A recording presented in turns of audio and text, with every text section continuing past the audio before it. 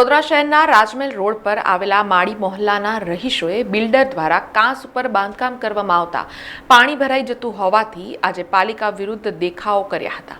અને બાંધકામ દૂર કરવામાં ન આવે તો ભૂખ હડતાલ કરવાની પણ ચીમકી ઉચ્ચારી હતી।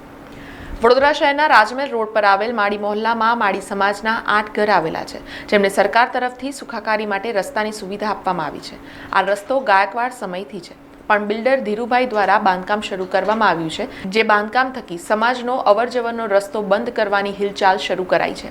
ત્યારે સ્થાનિક રહીશોના આક્ષેપ મુજબ બિલ્ડર દ્વારા કાંસ પર ગેરકાયદેસર બાંધકામ કરવામાં આવતા ચોમાસામાં માળી સમાજના પરિવારના મકાનોમાં 4-4 ફૂટ જેટલું પાણી ભરાઈ જાય છે અને રાસ્તમ, રાજરત્ન સોસાયટી, રાજદીપ સોસાયટીઓમાં પણ પાણી ભરાઈ જાય છે,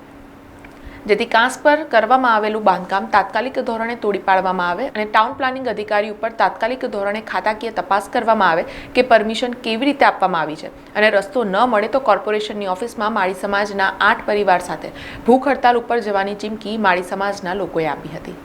માળી મોહલ્લો એક આવેલો છે જે 1989 ની ઉપર હુમલો થયેલો, હથિયારો વડે હુમલો થયેલો અને ઝૂંપડાઓ તોડી નાખેલા। ફરી એ જ પરિસ્થિતિ અત્યારે આવીને ઊભી થઈ ગઈ છે। બિલ્ડર દ્વારા ખોદકામ કરવામાં આવી રહ્યું છે અને અમને આવવા જવામાં તકલીફ પડી રહી છે, એટલે આજે કમિશનર સાહેબને અને કલેક્ટર સાહેબને રજૂઆત કરવા છે। અત્યારે અમે કલેક્ટર સાહેબને આપ્યા છે, અહીંથી હવે કમિશનર સાહેબને રજૂઆત કરવા જઈશું કે સાહેબ અમને આવવા જવાની સુવિધા માટે